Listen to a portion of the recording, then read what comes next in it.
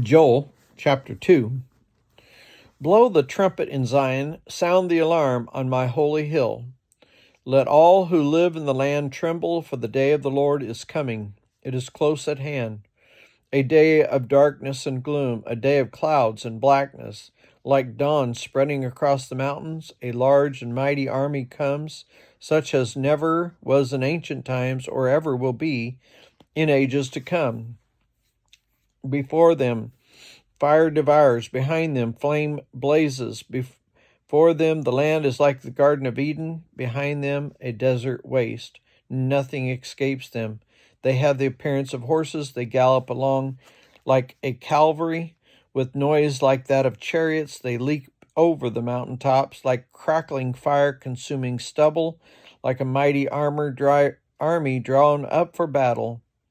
At the sight of them, nations are in anguish. Every face turns pale. They charge like warriors. They scale walls like soldiers. They all march in line, not swerving from their course. They do not jostle each other.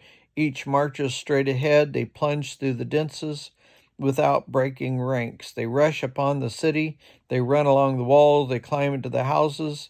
Like thieves, they enter through the windows. Before them the earth shakes, the heavens tremble, the sun and moon are darkened, the stars no longer shine.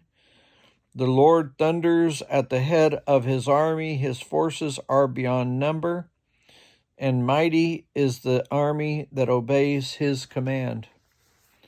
The day of the Lord is great, it is dreadful. Who can endure it? Even now, declares the Lord, return to me with all your heart, with fasting and weeping and mourning. Rend your heart and not your garments. Return to the Lord your God, for he is gracious and compassionate, slow to anger and abounding in love, and he relents from sending calamity. Who knows, he may turn and relent and leave behind a blessing, grain offerings and drink offerings. For the Lord your God, blow the trumpet in Zion, declare a holy fast. Call a sacred assembly. Gather the people, consecrate the assembly, bring together the elders together, and gather the children, those nursing at the breast. Let the bridegroom leave his room, and let the bride her chamber. Let the priest who minister before the Lord weep between the portico and the altar. Let them say, spare your people, Lord. Do not make your inheritance an object of scorn, a byword among the nations. Why should they say among the peoples, where is their God? Then the Lord was jealous for this land. He took pity on his people. The Lord replied to them, I am sending you grain, new wine, and olive oil, enough to satisfy you fully. Never again will I make you an object of scorn to the nations. I will drive the northern horde far from you, pushing it into a parched and barren land. Its eastern ranks will drown in the Dead Sea, and its western ranks in the Mediterranean Sea. Its stench will go up, its smell will rise.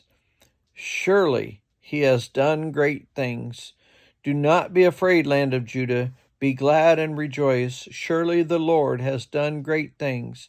Do not be afraid, you wild animals, for the pastures in the wilderness are becoming green. The trees are bearing their fruit. The fig tree and the vine yield their riches. Be glad, people of Zion. Rejoice in the Lord your God, for he has given you the autumn rains because he is faithful. He sends you abundant showers, both autumn and spring rains as before. The threshing floor will be filled with grain. The vats will overflow with new wine and oil. I will repay you for the years the locusts have eaten, the great locust and the young locust and the other locust and the locust swarm, my great army that I sent among you. You will have plenty to eat until you are full, and you will praise the name of the Lord your God, who has worked wonders for you. Never again will my people be ashamed. Then you will know that I am in Israel, that I am the Lord your God, and that there is no other. Never again will my people be ashamed. And afterward I will pour out my spirit on all people. Your sons and daughters will prophesy. Your old men will dream dreams, and your young men will see visions. Even on my servants, both men and women, I will pour out my Spirit in those days, and I will show wonders in the heavens and on the earth, blood and fire and billows of smoke. The sun will be turned to darkness, the moon to blood, before the coming of the great and dreadful day of the Lord.